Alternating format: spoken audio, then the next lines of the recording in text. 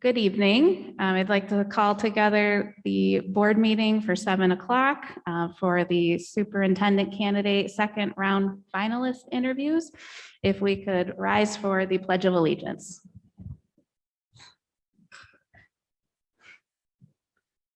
I pledge allegiance to the flag of the United States of America and to the republic for which it stands, one nation, under God, indivisible, with liberty and justice for all. Mr. Middlestack, if you could call the roll, please. Ms. Burkmeyer, I'm here. Mr. Moses, He is excused. Mr. Green, Present. Ms. Knox, Here. Mr. Richards, Present. Mr. DeRue, Here. Mr. Middlestead, Ingham County. All right, thank you. So on behalf of the Board of Education for Anchor Bay Schools, I'd like to re-welcome Mr. Philip Jankowski back for the second round interview. Mr. Jankowski is currently the Assistant Superintendent for Armada area schools. And I'm just going to reiterate our format's slightly different tonight. Might take up to 60 minutes. There are 16 questions, and towards the end of the interview, time permitting, we will give the candidate an opportunity to ask questions and make a closing remark. And then again, we will indicate if time is becoming an issue and there's a need to pick up the pace of response. Again, audience feedback can be submitted electronically by using the link provided for this purpose. Although the task of choosing our next superintendent is the responsibility of the Board of Education, as the elected representatives of our community, we value and consider the input of our stakeholders in the process. All right, are you ready? Yes. Okay. Mr. Jankowski, since deciding to become a candidate and participating in first round interviews, what have you learned about our district and what has reinforced your aspiration to be our next superintendent?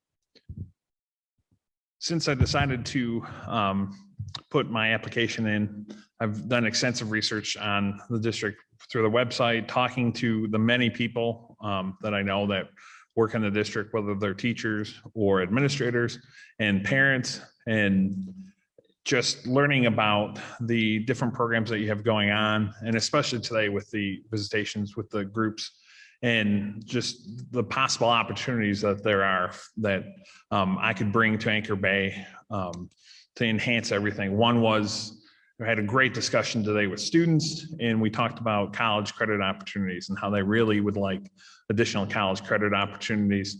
We talked about concurrent enrollment because most districts typically do like early college or dual enrollment, and just they were excited about the possibility we do something at Armada where it's concurrent enrollment, where it's our district teachers become the approved instructors for Ferris State.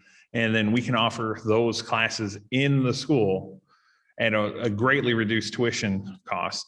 And so students can graduate with college credits without ever having to leave the campus. And that's just a great way with minimal cost to expand opportunities for students. We also just, again, the sheer number of CTE programs. I heard today that it was approved for your 17th program for welding, which is phenomenal.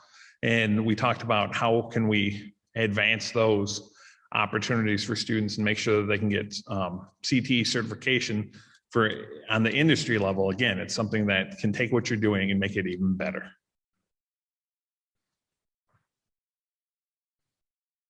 Thank you. Welcome back, Mr. Jankowski. Thank you. Do you prefer Phil or Philip? Phil is fine. Okay, we're gonna go with Phil then, because Okay. Mr. Jankowski's too formal. Yeah. Please call me Patrick. It's not Mr. Green. Okay. Phil, how do you cultivate commitment to a vision rather than compliance with your current team? I think the most important aspect of that is you have to start with a common vision of what it defines success. What is it that you want? And then, so you can have goals and say that these are the 5 things you want to do, but then what does that look like? What are the data points that we want to hit? When we hit that level of success, what are the things that we're going to see and either hear through surveys or see through student achievement. And then once you have that common language set out, then it's a matter of, okay, what are those strategies that we're going to use? And then how can we support that? If we value something, we need to fund it and we need to support that throughout the entire process and give people the ability to, especially if it's something new, they need the freedom to take risks and try new things, because that's what leads you to successful implementation, because it's the first time often. And if you can support them through that, then in the end, it becomes they know that you value what they're doing and you value that initiative. And that's how in the end that they see that you are just as part of that team as they are in the success of that initiative.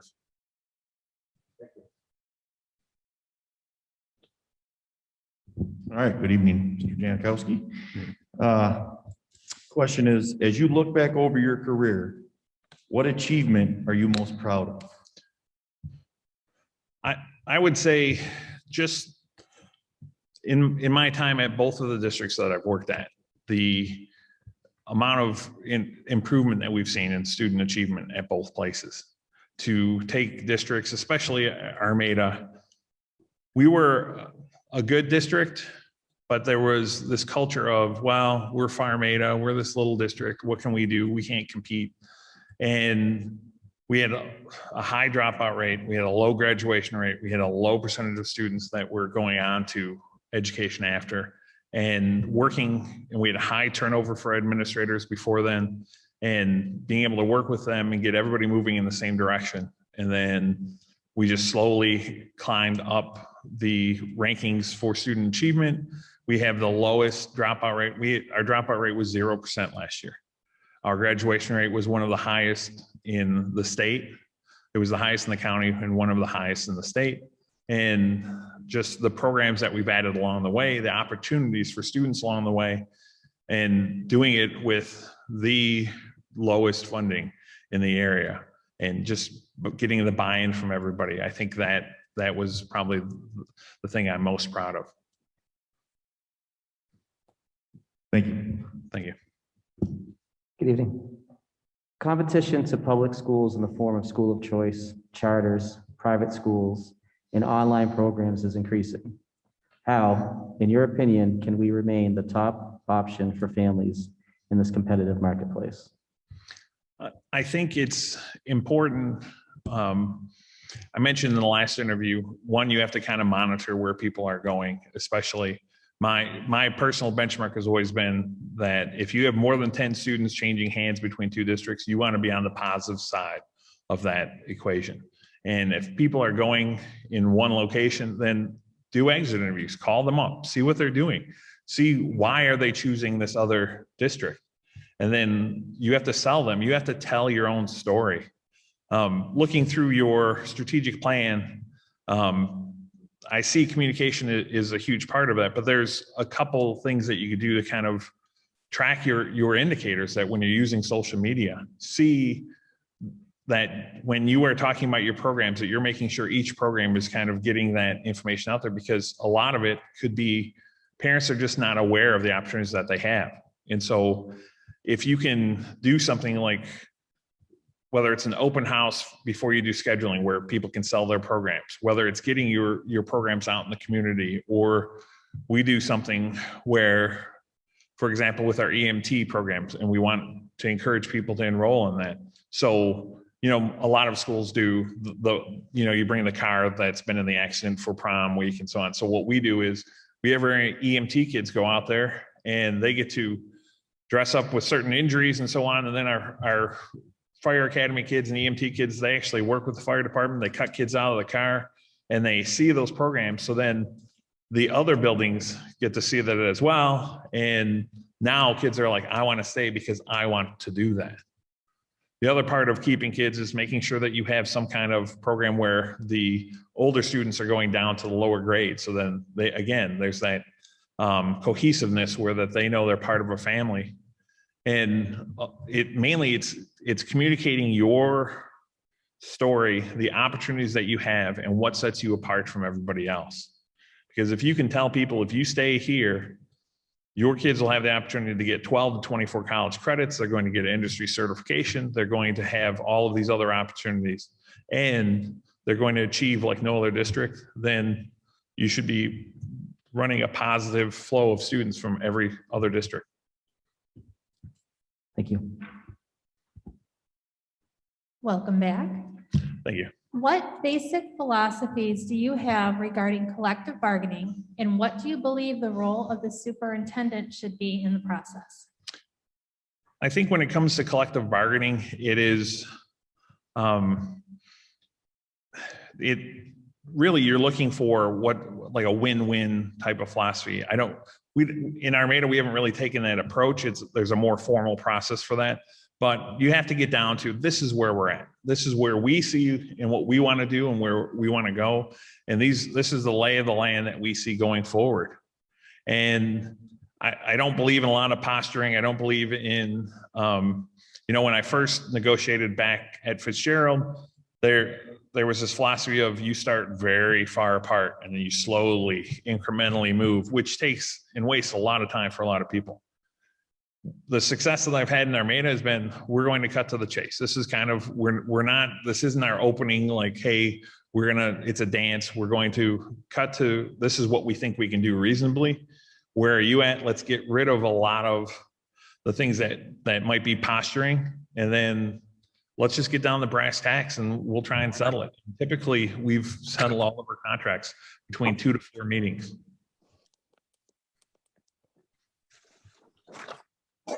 And then the other half of that, the superintendent, you're setting the culture for that they have to trust what you're doing. You have to be involved, and you have to kind of, you might have some of those discussions as well. I've never been one where you're sending other people, you're sending attorneys who don't work in the district, because at the end of the day, you have to live that contract. You have to live those relationships.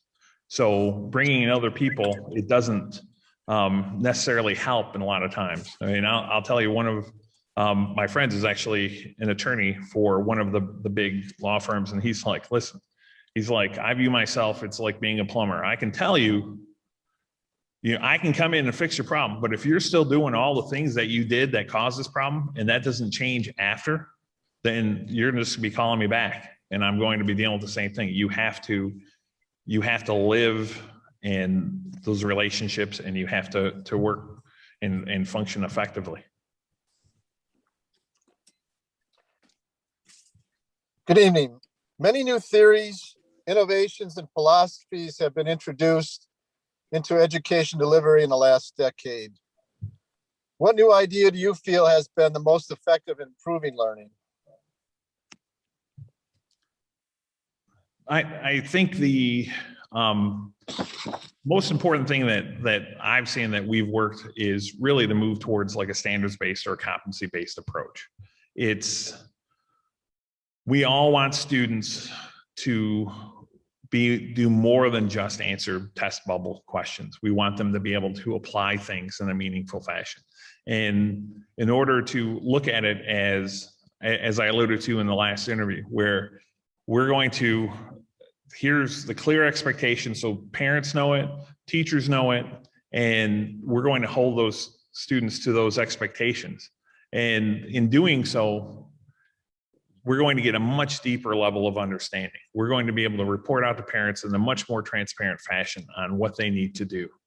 And it begins to make grade books look a little bit differently, where you're not talking about assignments. You're not talking about like, hey, they have 5 tests and they have 10 assignments or whatever. It's, okay, can they add and subtract fractions? And now everybody knows that that's what we're measuring on this, and that's what they need help, and we can remediate or challenge or whatever based off of, because everybody knows where students are at.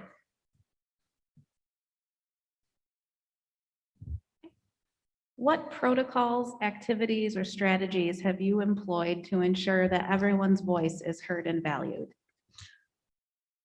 What I've done in the past, and this is something I've really taken, I think I mentioned it last interview, but I serve as a lead evaluator for, it was NCA, then it was Advanced Ed, now it's Cognia. So it's school accreditation. And going through that process and leading that process and seeing it on a district level, and I've done it for ISDs as well, you really want to kind of triangulate all of that. So you want to make sure that there's a formal process where teachers and students and so on can have input. But you also want to make sure that it's not just a select group of people. You have surveys that back that up as well. And then you're also kind of getting people involved. If you're starting a new program, pilot that program so that you can get input. And then if you have those structured pieces in place, then you should have this great two-way communication going, and you should be revising as you're going through. And then again, it goes back to making sure that you have clear goals and everything so people understand it's the same language for everybody.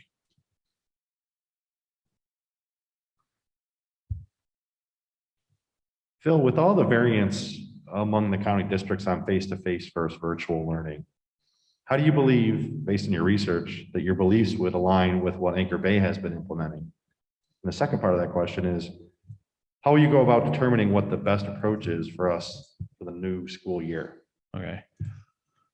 I think generally, if you look at the research, there is a place for virtual, but as much as possible, you really want to have students face to face. And that was something that we agreed upon in our META right off the bat. We were like, we want to have as many kids. Part of it was we knew we didn't have, there's about a third of our district geographically that did not have internet capabilities.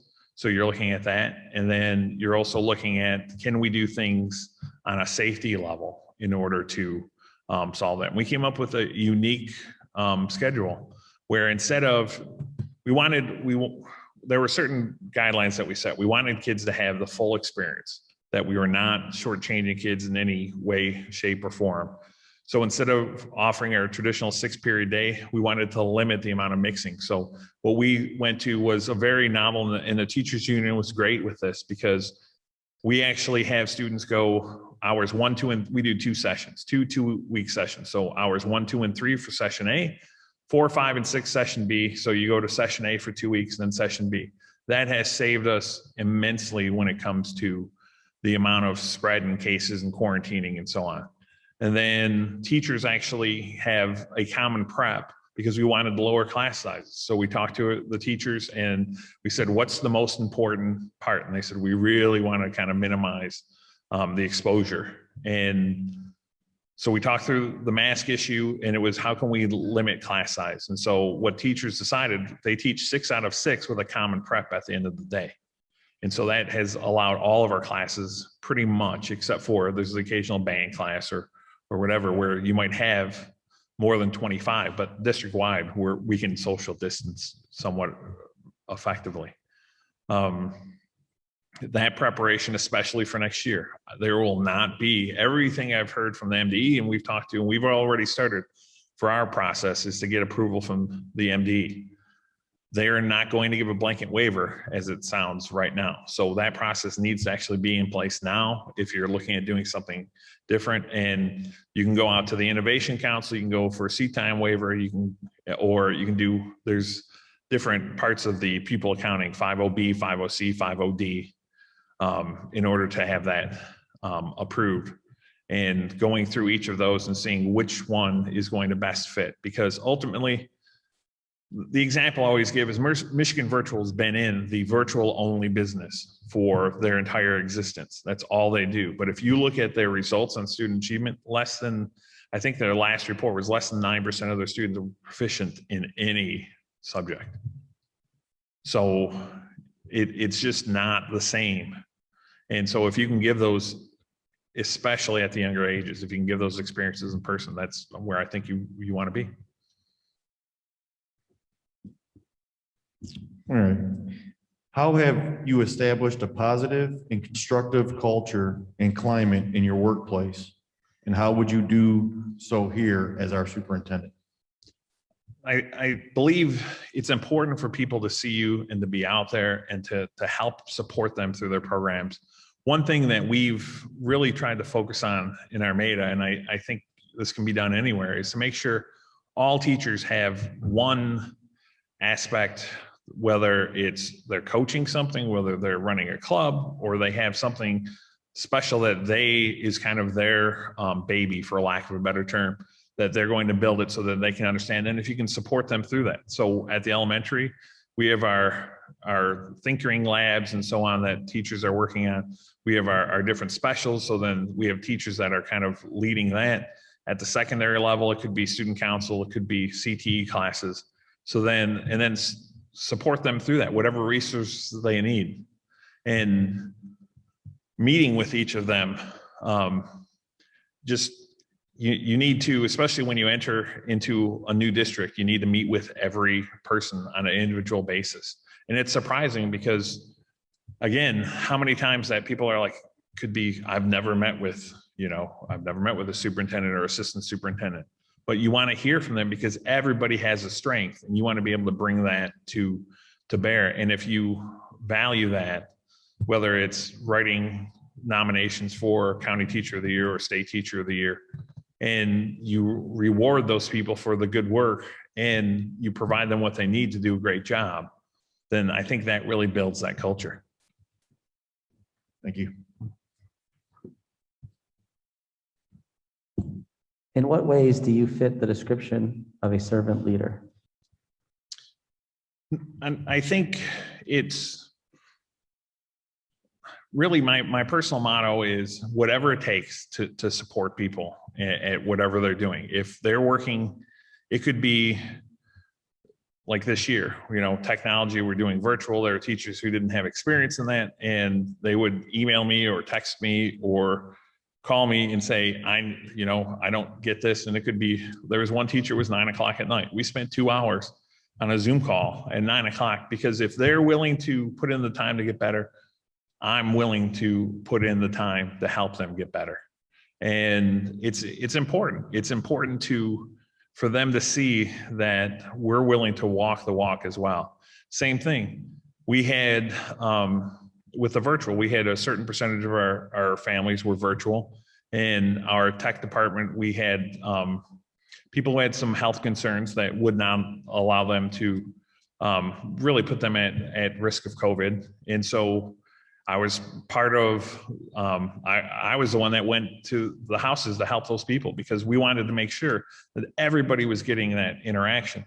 So it wasn't something where I wanted to I wasn't going to send other people out there. I made the home visits. I went to the houses, or we actually had another area for people who didn't want us in their houses, for them to come in, and we'd walk them through and make sure that they were getting this interaction. And it went over extremely well with parents and community, because they knew that we were committed to do that. And it made for a positive on social media, and the word of mouth went on. So then we heard from other people in other districts. They're like, I hear you do this. Can you help us? And I'm like, well, we'll help you as much as we can, but I'm not going outside our district to another district to help people. Thank you. How would you reach governance team consensus when there are strong differences of opinion among members of the board and/or superintendent? How do you do so in a way that respects these differences, strengthens relationships, and helps a diverse group of individuals function as a highly effective team? And I think, again, it goes back to, if you can settle on what your view of achievement is and what your view of success, and then what are those, and if you can walk through the process of, this is what, when we're successful, we will know because of this, this, and this. So if you can set that baseline, so everybody's talking about, then you just have to phrase everything back to, is this work towards our goals? Or is this something that we're trying to add to those goals? Or is this something that maybe it's for 5 years from now? It's great to have differences of opinion in a lot of ways, because that's where there will be times where you have those conversations where it might be working, like in Armada, we work through the standardization of grading so that parents and students and teachers and everybody knew what grading looks like, and a B at one level is going to be the same. And there were some heated discussions with that. And we had to get kind of right as an administration. The teachers, we worked with the teachers, then we took it to the board, and there were very differences of opinion on that as well. But at the end, you have that. And once the decision's set, then everybody has to just agree to kind of abide by, this is where we're at, this is the decision we made. And communication along the entire path helps that, because you can disagree without being disagreeable.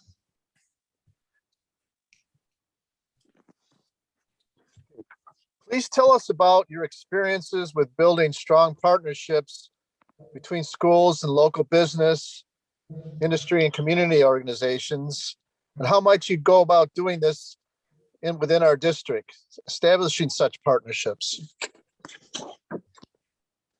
I think it's always interesting when you look at partnerships between schools and businesses, because many times there's this misconception that businesses are, you know, they don't know what we do in schools, and then businesses, I'm sure, are like, you're not preparing kids necessarily for what we need. And one of the things I mentioned before, that we work with the governor's office. We have for the last 3 administrations to work on the governor's education summit. And one thing that I found, we did an interesting exercise where we had a group, it was about 60 business leaders, and then 60 superintendents, assistant superintendents from around the state. And we asked them 2 separate questions, or the same question to both, but separately. And it was, what do you want? What is the number one thing students need before they graduate? And you would be amazed, because I could show you both those charts when we put them up there, because it was electronic. They had the vote, and it kind of put that up there. The overlap was about 95%. They want students who are competent and confident and can communicate and work in groups and know how to learn on their own as much as possible and are responsible. And it was the same thing. And a lot of times, those are the things that, if you come at it from that perspective, and so we've worked, and that was really the part of our Marshall Plan when we wrote that, and we had been doing it before. We secured partnerships with the 4 large medical providers, so Henry Ford Health Systems, Ascension Health Systems, and so on. Also with a lot of our manufacturing partners. I talked about operating engineers, 324 for a lot of our skilled trades.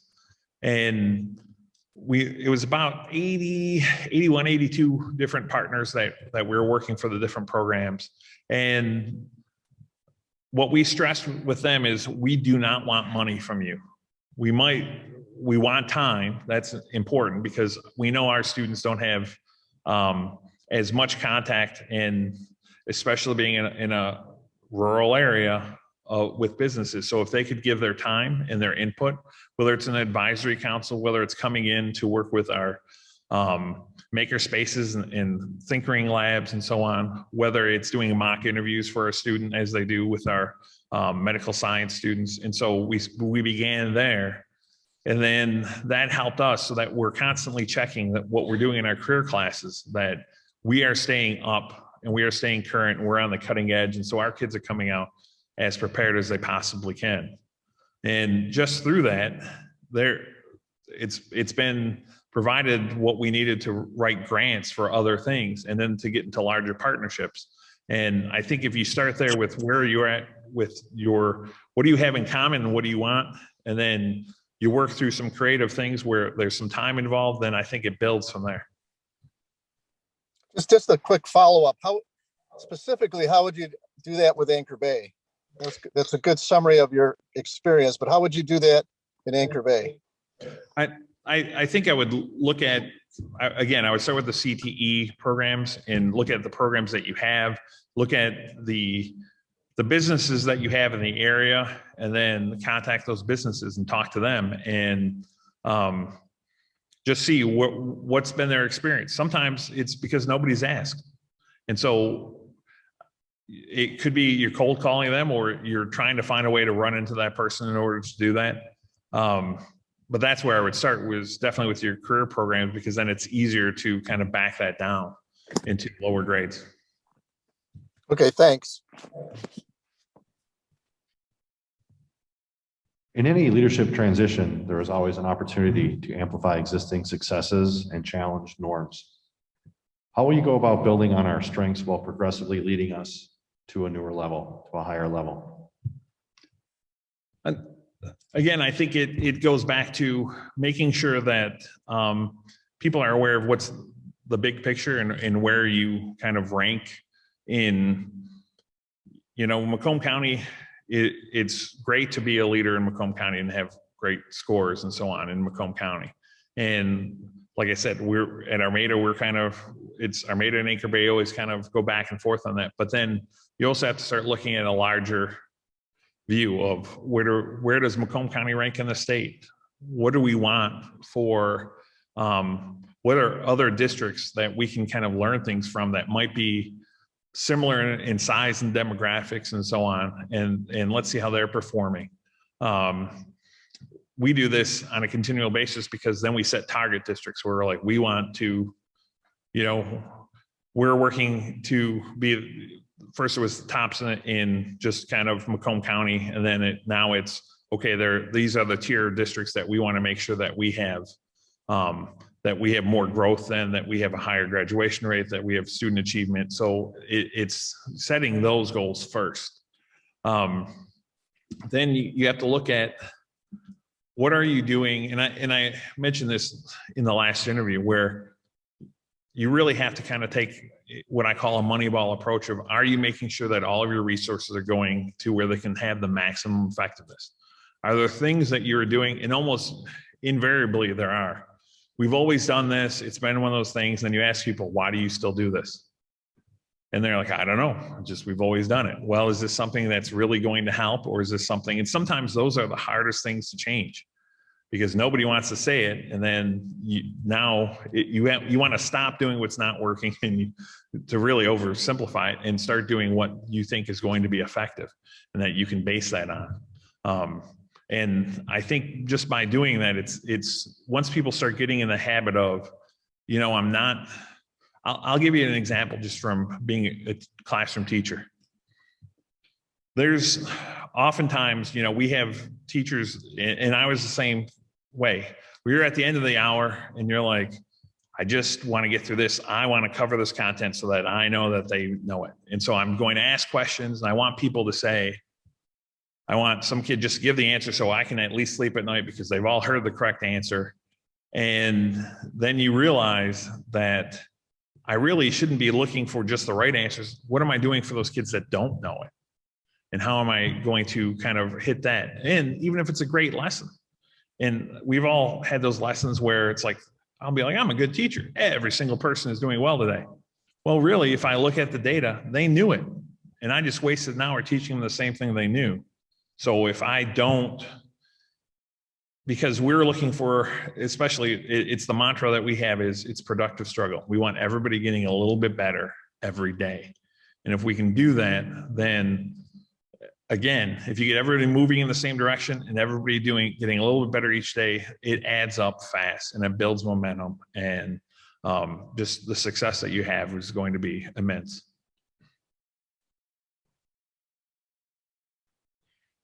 All right. What concerns do you have about this position, and what do you expect to be your greatest impediments to success, and how will you overcome these challenges?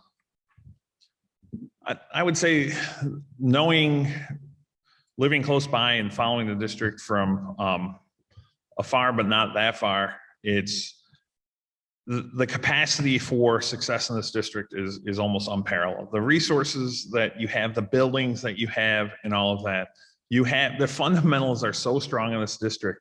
However, it seems to be that there's dissension, whether it's central administration, whether it's at the board level.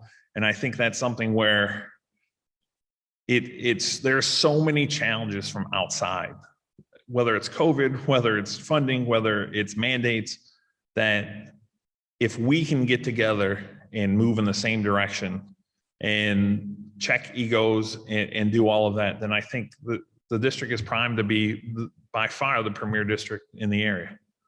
And that's the number one concern is, can are people willing to do that? And are they willing to kind of like work towards that? And if they are, I think that the amount of success is going to be tremendous, because it's there, and people, that was the one thing that came through overwhelmingly clear in the meetings today, that it was the number one concern by almost everybody, is that they're looking for leadership, they're looking to be heard, and they're looking to kind of have a vision for moving in one direction. And I think my background lends itself well to that, because I've done it at both districts I've been at. I've done it at the state level through the different organizations and the committees I've sat on at the state. And I think that there's a pretty good alignment there. I guess with the second part of that, with what you said is prime, I believe, and is how will you overcome these? I mean, what would be your first steps here, knowing that, and you've seen from afar and researched the district, so. Yeah, I think primarily there's really no substitute for hard work and putting in the time, meeting with every single staff member to get their input on it. I mean, it might take time to go through, but I think it's a valuable thing in order to hear from everybody so that they feel that they're heard, to set goals and work with the board in order to set, this is the way we're going to communicate. This is the way we're going to conduct our business. This is what we want to see at the end of the day, and then make sure that whatever we do is working towards that. And part of it's time, it's building trust with people, letting people see you out and about and being able to chime in on all of that, having tough conversations. And I mean, that's where things really start to happen, is if you can have those conversations and you know where people are coming from, because at least you know that this is what people value, and then you build that into your plan kind of going forward. And then I have to believe that there are certain things that everybody's going to believe on, because it's just what's best for kids. And if you do that, then it's a slow process. I mean, building relationships is going to be the number one thing to do for probably several months on top of handling COVID. But I think that gives you some advantage while the rest of the world is stopped, we don't have to do all the other initiatives. There's no impetus for that. So we can get that right while COVID kind of gets handled, and that slowly goes away. And then it primes you for when you can kind of hit the ground running when you come out of that. So that's kind of my approach. Thank you. What are your remaining career aspirations? If you are offered this position and accept, how long might we expect you to stay?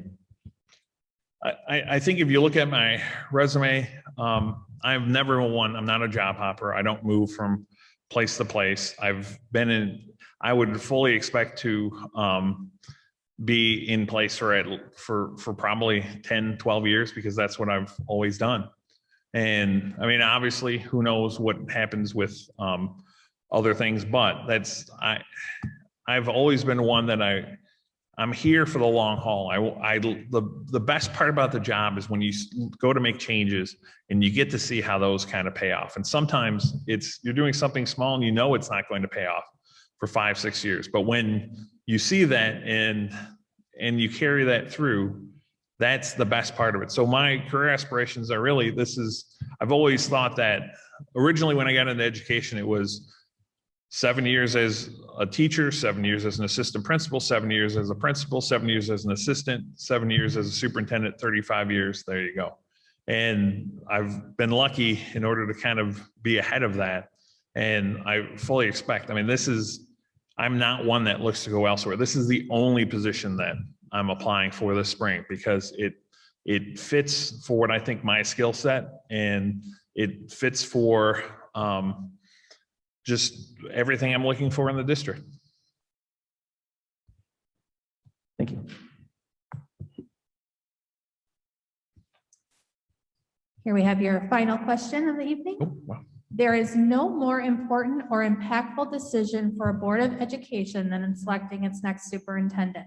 If we were to choose you, what is it about your leadership that would cause us to reflect 5 years from now and consider this to have been the best decision we could have possibly made? It's a good question. I think just knowing how things have kind of, again, what I've heard and what I've heard from the teachers and administrators and students and community, it's the ability to bring people together and to create a common vision and to really be innovative. And so we're not just always responsive, to be proactive, to go out and set a vision and a benchmark. And it'll take time to get everybody on the same page towards that.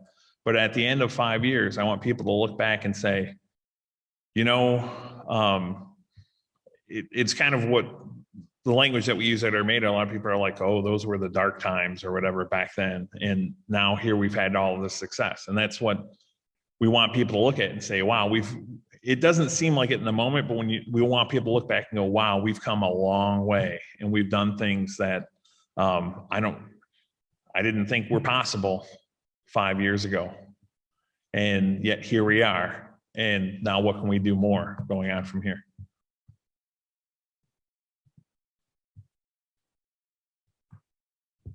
Okay, we would like to give you a few minutes to give you an opportunity to ask any questions that you have remaining for the board. I didn't get an opportunity to ask this last time. I neglected to ask, but it was a question that I asked when we were in the community things. I'd like to hear from the board. What is the thing that you are most proud of Anchor Bay?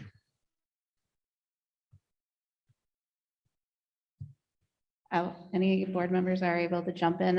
For myself, I guess I would say overall, it's our community. Whether it's staff that doesn't even physically live in this community, but they treat our children as if they do, and the parent interaction and involvement in the schools are incredible. And just the community that, we become, like we've kind of iterated previously, where we're not the smallest district, but we do have a small town feel to us. And to me, I'm proud of that, that we can do that despite, not being the smallest district.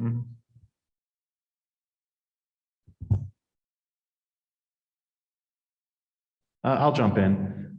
You mentioned, I think where you're currently at, you have 5 or 6 municipalities that you have to please all these various different groups.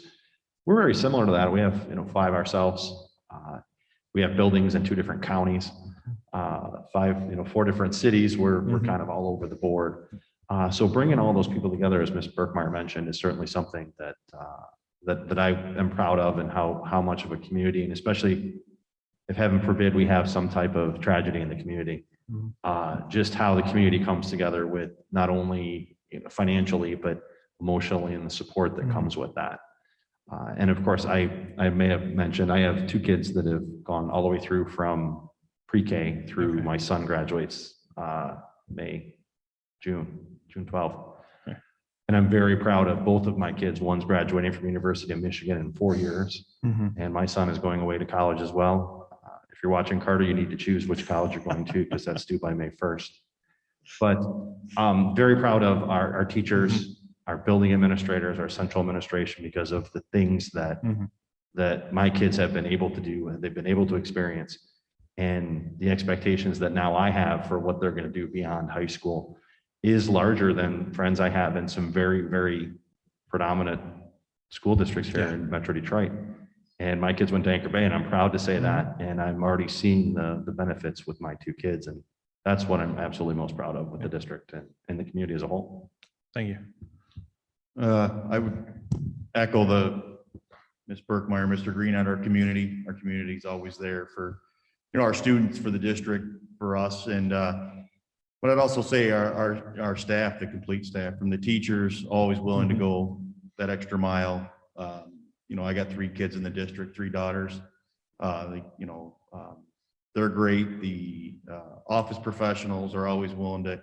One of my daughters had some trouble, some of those years, and they're always there looking out for them. Our bus drivers, we've remained where we're not a privatized district.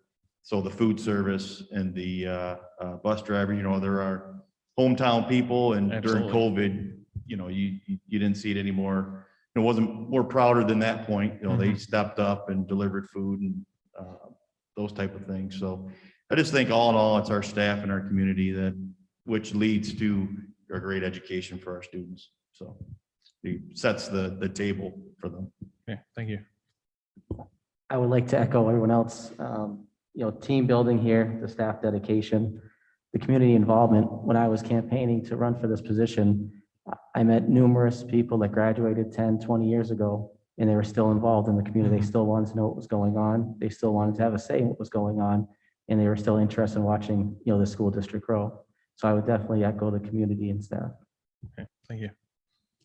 I'm last here, so I echo everything that they've said. I'm going to give you a little personal anecdote. I have two sons in the district. One's a junior, one's a senior this year. They've gone here since 3-year-old preschool. Okay. When I came onto the board, I went and visited all the schools, and I went back to their elementary. So it's been a while. And you walk in, and their first grade teacher, she had them both. Oh, hey, everyone, this is Mrs. Knox. I had her son, Ethan and Lucas, and how are they doing? And she's genuinely excited about what they're doing. And it's not because I'd been there, every day. I hadn't seen her in years. She, remembered who my kids are. Mrs. Ham in the office also remembers them. How are they doing? And the staff and everyone here is genuinely excited to see what our students do. And, they're in it for the long haul. Like they'll see them 10 years later. So, hey, how was everything? So that, I think, just, a personal anecdote that builds on this sense of community that we have here. Okay, very good.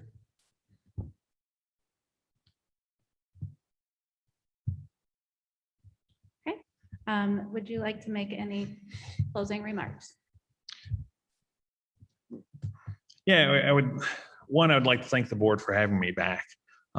It's been great to have the opportunity to talk about my background and then Anchor Bay, and especially today, I'd like to thank the parents, the staff, the students, and all of them. I mean, I've done, as I mentioned, the whole lead evaluator thing at other districts, and the level of engagement in those groups was higher than I've ever seen.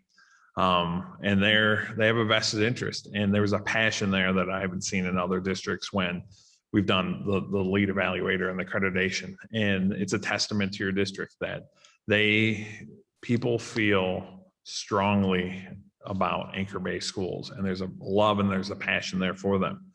I'd also like to thank my wife, Kelly, who's in the audience and who has been sweating it out there as we've been going through, and just for her support through all of this. It's the process is always kind of interesting, but basically to summarize, I'd like to say, over my career, if you look at my track record, my goal has been to support teachers and the community and students, and to give opportunities and to achieve a lasting success, whether it's through with the limited funding and all the other challenges, COVID, to overcome those and basically always lead the organization and leave it in a better place than where I found it, and to move it forward and to have success. As I mentioned, my personal philosophy is whatever it takes in order to be successful, in order to show people that we can move things forward, that they are supported and that there's trust. And I think what I've gotten out of my time here in district today and through my investigation of the district is that Anchor Bay wants and deserves a superintendent that's committed to all of its students, staff, and community. And I think that's been part and parcel of my history in education. And that's why I mentioned it before, but that's why this is the only district that I'm applying for that I was interested in, because there are needs that I think that my career experiences fits for Anchor Bay. And I think that there's tremendous amount of growth potential, not only personally, but for the district as well, through opportunities. And again, my commitment to you as the board is to always be honest and open and communicate and try and give you as much background on whatever the decision is so that you can make the most educated decision possible. And it's to work collaboratively with you and the administration and the teachers and the students in order to bring about the best results for students and to come up with uncommon success that I commit to do innovative things and to put in the time. There's nobody who's going to outwork me. There's nobody who is going to come up with some kind of where I'm not going to give in full faith and effort on everything. And so that's my commitment. And I think that that being said, Anchor Bay is poised for a tremendous period of growth over the next 10 to 15 years. And I'd like to be part of that. And I'd like to thank you for letting me get to this point in the process that I can be considered for the position. Thank you. Well, Mr. Jankowski, we sincerely appreciate your time and continued interest in being our next superintendent of Anchor Bay. We will continue to keep you apprised for the rest of our decision-making process and expect to be prepared to make our final determination soon. So best wishes to you and thank you for interviewing with us again. Thank you.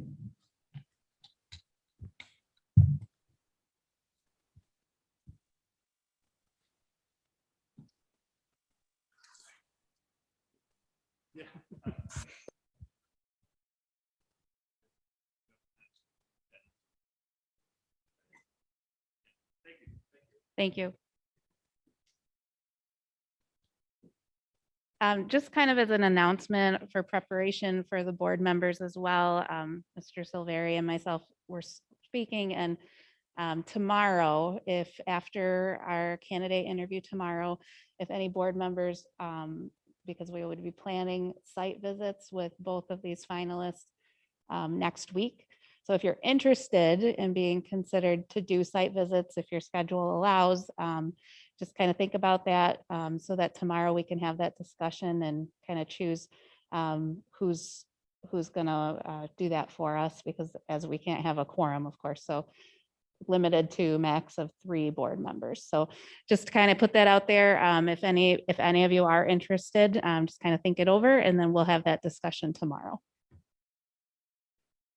Okay, so at this point, we will move into open forum. There is no in-house requests. Mr. Sizemore, are there any requests virtually? No, there is not. Okay, thank you. Great, I will take a motion to adjourn. Okay. Motion by Mr. Green, seconded by Ms. Knox.